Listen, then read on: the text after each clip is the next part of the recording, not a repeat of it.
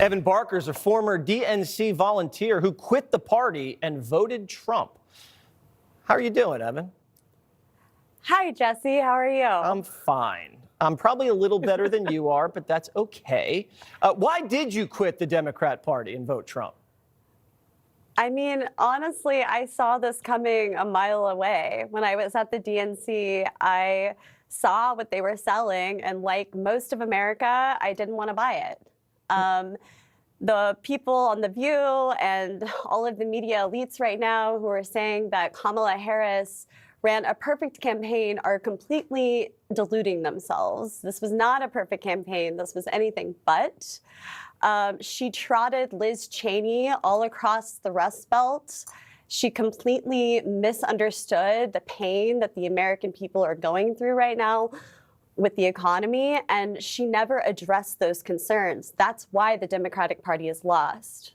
What did you see on the inside when you were there that shook you?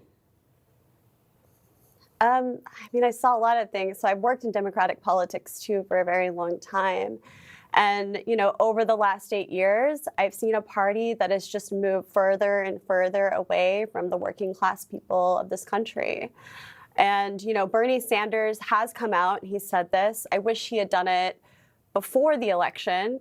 But basically, Democrats have turned their backs on working class people. They only know how to speak to the college educated and the activist class. Do they talk down about the working class when you guys are alone?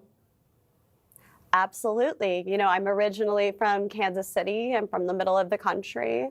And I hear insulting things all the time about people in my family who have long voted for Donald Trump, who originally voted for Barack Obama and have since switched to Trump. So, yeah, of course. I mean, I think at this point, most Trump voters know that the Democratic Party thinks they're garbage. It's pretty much become, you know, an open secret. But yes, I mean, this is a election that was decided by Americans that have decided that they've had enough and that they're not going to stand for it any after longer. You see Al Sharpton get a $500,000 for an interview and Oprah get $1 million for an interview, is when you hear that as a former Democrat or as a Democrat, how does that make you feel?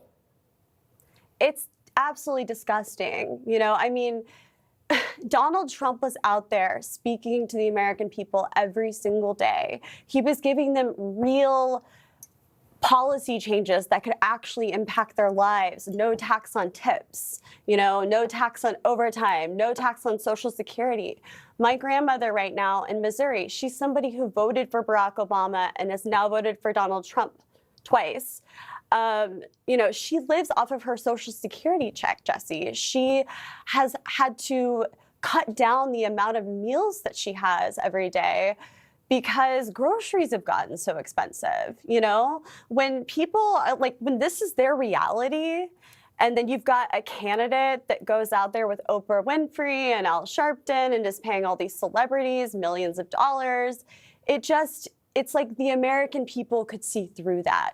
And that's what happened, and that's why he won. Do you feel like the party that you belong to feels bad about this at all? No, I think the party that I belong to is blaming everyone but themselves. And right now, there's a big discussion about who's going to be the future leader of this party, right? Well, I've got a message for them right now. If you want to be the future leader of the Democratic Party, you need to make a video this week addressing the American people and telling them exactly the things that you did wrong. Not what the public's done wrong, not what the voters did wrong, but what you did wrong and what your party did wrong as well. And the person that does that will emerge as the future leader of the Democratic Party because the American people want honesty. That's what they want. So it's like a bad breakup and someone wants to get back together. They have to say, I'm sorry, and this is what I did wrong first. You have to say you're sorry. Before they stand a chance of reconnecting. All right. Evan, thank you very much for your honesty. We appreciate it. That's my advice.